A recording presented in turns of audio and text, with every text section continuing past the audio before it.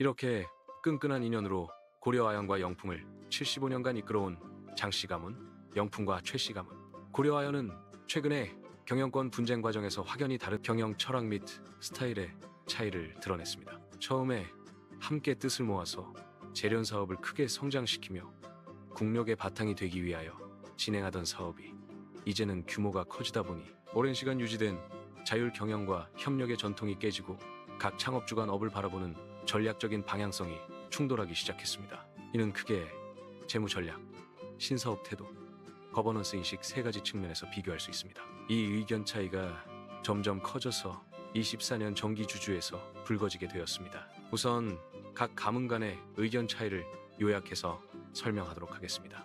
1. 재무 전략. 우선 이 두 가문에서 가장 큰 차이를 보이는 부분은 자금을 운용하는 방식에서 나타납니다. 영풍의 장씨 가문은 장영진 고모님이 이끌고 계신데 전통적인 무차입 경영을 원칙으로 합니다. 빚을 내기보다 내실을 기하고 리스크를 최소화하는 보수적인 스타일입니다. 이는 고려아연이 초기에 영풍 기업이 벌어둔 탄탄한 재력 위에서 안정적으로 성장해 왔기 때문에 이런 기조를 그대로 가지고 갔으면 하는 입장입니다. 다른 외부 세력의 개입 없이 주요 주주가 회사를 건실히 운영해 나가자는 것이 장씨 가문의 입장입니다. 최근 분쟁에서도 최윤범 회장의 공격적인 외부 자금 유치를 회사의 재무 건전성을 해치는 행위로 비판하고 있습니다. 하지만 고려아연의 경영과 의사결정을 담당하고 있는 최씨 가문의 최윤범 회장은 공격적인 투자를 지향합니다. 달리는 말이 멈추지 않듯 기존의 회사의 역사에서 볼 수 있듯 사업 확장, IPO 유상증자 등의 적재적소에서 결정하였던 굵직굵직한 재무 의사 결정이 지금 성장세를 꾸준히 유지하기 위한 원동력이 된다고 믿고 있습니다.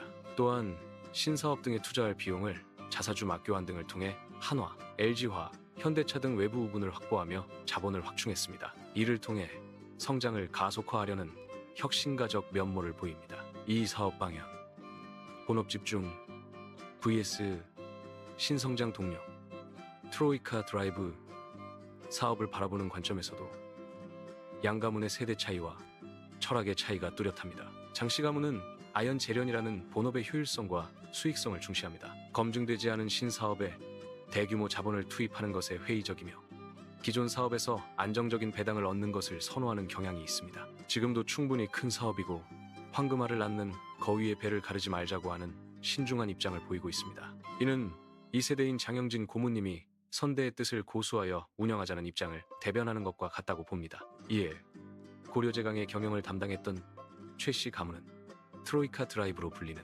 3대 신사업, 신재생 에너지 수소, 2차전지, 소재, 자원 순환에 사활을 걸고 있습니다. 원재료의 비용에 이익률이 등락이 심하고 환경에 친화적이지 않은 재련업의 한계를 넘기 위해 체질 개선을 시도하고 있으며 이 과정에서 발생하는 비용을 미래를 위한 필수 투자로 봅니다. 이미 TSL이라는 선진 기술로서 이런 한계를 뛰어넘고 있으나 새로이 변모하는 시대를 대변하기 위해서는 또 다른 기술과 전략이 필요하다고 생각하고 있습니다. 3경영 체제, 대주주 중심 vs 이사회, 전문 경영인 중심. 이 두 가문은 회사의 주인이 누구이며 어떻게 운영해야 하는가에 대한 근본적인 시각차를 가지고 있습니다.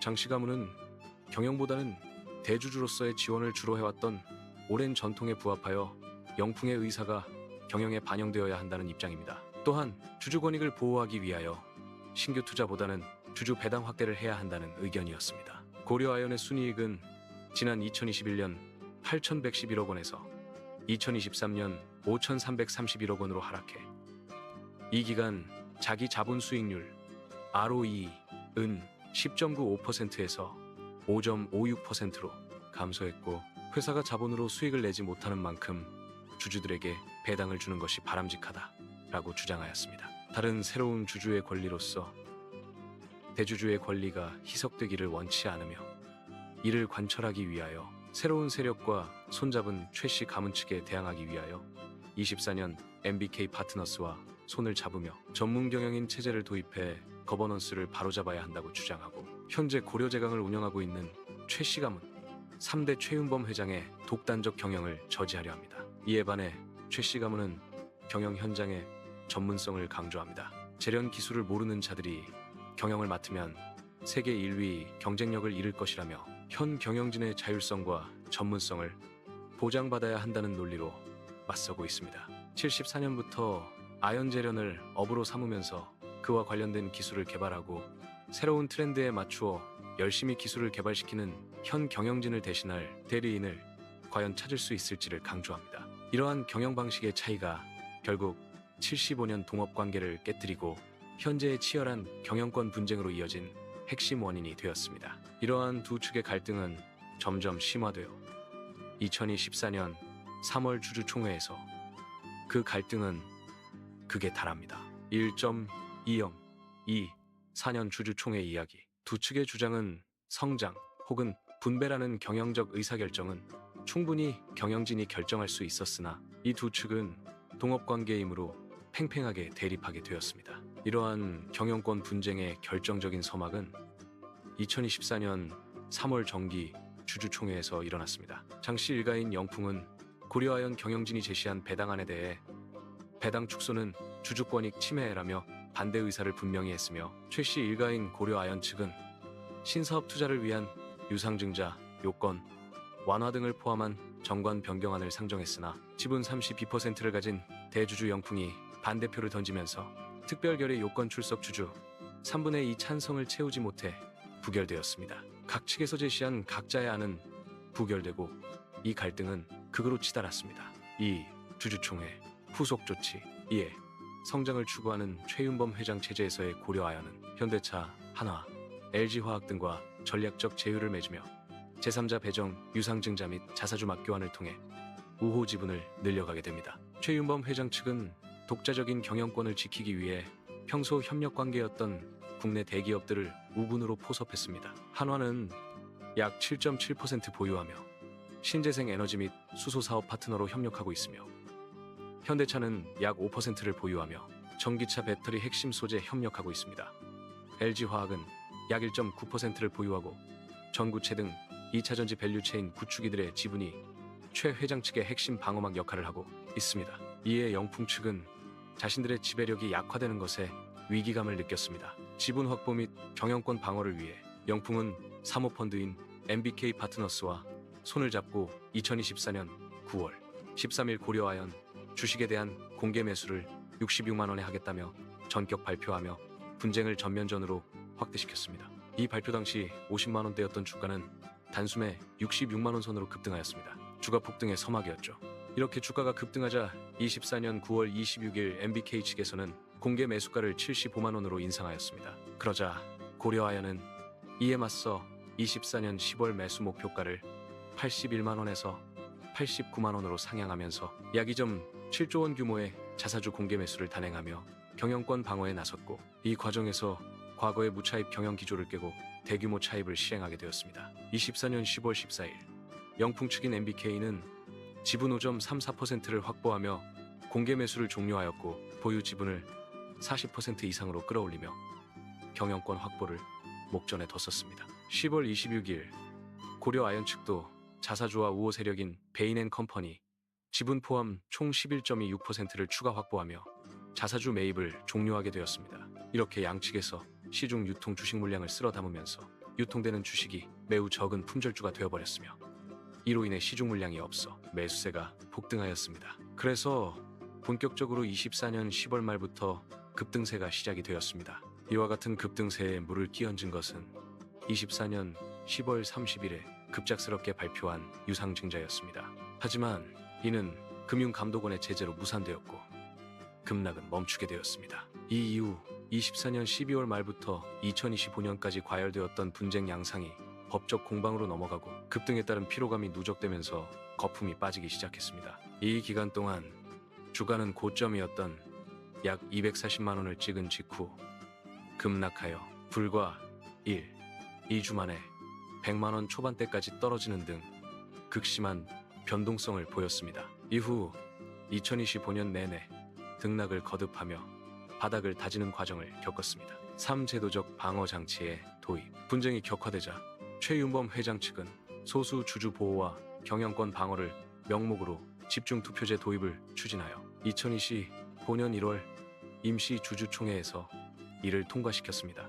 이는 영풍, MBK 연합 대비 상대적으로 부족한 지분으로도 이사회 의석을 확보하기 위한 전략적 선택이었습니다. 요약하자면 고려아연 경영권 분쟁은 전통적인 동업관계의 붕괴, 미래 투자대, 배당 확대라는 경영 철학의 차이, 그리고 우호 지분 확보를 둘러싼 지배력 다툼이 복합적으로 맞물리며 시작된 거대 자본 전쟁의 양상을 띠고 있습니다. 제3자 배정 유상증자와 법원 판결. 최근 가장 큰 변화는 2025년 말 미국 재련소 설립 등을 목적으로 진행된 제3자 배정 유상증자입니다. 영풍 측은 경영권 방어용이라며 발행금지 가처분을 냈으나 2025년 12월 법원이 이를 기각했습니다. 이 판결로 최 회장 측은 신주를 발행해 부호 지분을 추가로 확보할 수 있는 길을 열었고 영풍 MBK 연합의 지분율은 상대적으로 희석되는 효과를 얻었습니다. 4. 향후 26년 전망. 현재 주가는 기업의 본질적 가치 실적보다는 경영권 분쟁의 향방에 따라 움직이는 경향이 강합니다. 완충 제도를 마련했음에도 불구하고 양측의 지분 격차가 여전히 박빙이므로 다가오는 3월 주주총회를 앞두고 다시 한번 지분 확보 경쟁이 벌어질 가능성이 있습니다. 이 경우 주가가 다시 출렁일 수 있습니다. 또한 경영권 쟁탈 전장으로 인한 양측이 주식수를 흡수한 결과 주식은 유통 물량 부족한 품절주가 되었습니다. 현재 자사주 소각 등으로 인해 시중에 풀린 주식수가 적습니다. 따라서 적은 거래량으로도 주가가 크게 오르내릴 수 있어 투자주의가 필요합니다. 현재 양측은 어느 쪽도 압도적인 과반 50%스 일주를 확보하지 못한 상태입니다. 현재 지분 약 7, 8%를 보유한 국민연금의 선택과 소액 주주들의 표심이 승패를 가를 것으로 보입니다. 이사 선임 시 소수 주주의 의사를 반영하는 집중 투표제 도입을 두고 양측이 법적 전략적 싸움을 지속하고 있습니다. 이 집중 투표제가 이사회 구성의 내용을 바꿀 수 있기 때문에 지분 경쟁 등에 큰 영향을 끼칠 수 있습니다. 그럼 캐스팅 보트를 쥐고 있는 국민연금의 생각은 어떨까요? 최근 보도와 국민연금 관계자들의 발언을 종합하면 국민연금은 사모펀드 MBK가 주도하는 경영권 확보 시도를 적대적 MA로 규정하는 분위기에 대해 상당히 조심스러우면서도 부정적인 기류를 보이고 있습니다. 국민연금은 장기적인 기업 가치와 주주 이익을 최우선으로 합니다. 또한 기간 산업의 안정적인 사업 진행을 추구하기 때문에 단기적 수익을 추구하는 사모펀드보다 기존 경영진의 사업 연속성에 더 무게를 두는 경향이 있습니다. 실제로 2025년 말 있었던 이사회 안건들에서 국민연금은 최윤범 회장 측 안건에 찬성표를 던지며 현 경영진의 손을 들어준 바 있습니다. 하지만 무조건적인 지지는 아닙니다. 국민연금은 다음과 같은 사법 리스크를 예의주시하고 있습니다. 금감원 감리 결과 최윤범 회장 측의 자사주 매입이나 유상증자 과정에서 법규 위반이 드러나거나 금융감독원으로부터 중징계 권고가 나올 경우 국민연금의 입장은 언제든 중립 또는 반대로 돌아설 수 있습니다. 현재 워낙 사안이 민감하기 때문에 기금운용본부가 독단적으로 결정하지 않고 외부 전문가들로 구성된 수탁 자책임 전문위원회에 결정을 맡길 가능성이 높습니다. 수책위는 지배구조의 투명성을 엄격하게 따집니다. 기업을 순수하게 놓고 볼 때 고려아연은 단순한 기업이 아니라 아연, 연, 금, 은 등 비철금속 분야에서 독보적인 기술을 가진 국가기관 산업체입니다. 국민연금은 공적기금이기 때문에 핵심 기술이 해외로 유출될 우려가 있거나 국가 산업 경쟁력에 해가 될 수 있는 급격한 경영진 교체에 대해서는 보수적으로 접근할 수밖에 없습니다. 현재까지 국민연금은 기존 경영진의 사업 전문성과 연속성을 높게 평가하며 최윤범 회장 측에 다소 기운 듯한 모습을 보여왔습니다. 그러나 3월 주총 직전까지 발표될 검찰 조사 결과나 금감원 징계 수위가 국민연금의 최종 선택을 결정짓는 마지막 열쇠가 될 것입니다. 이번 3월에 있을 26년 주주총회는 아직도 알 수 없는 고려아연의 운명의 아웃라인이 어느 정도 그려질 듯한데요. 그래서 여러분들도 3월의 주주총회를 눈여겨보시길 바랍니다. 다음은 이렇게 두 의견, 성장과 분배라는 의견이 첨예하게 대립할 때 어떤 의견이 옳은가를 판단하는 근거를 제공하여 드리고자 합니다. 여러분의 좋아요와 구독은 저를 힘이 나게 합니다. 감사합니다.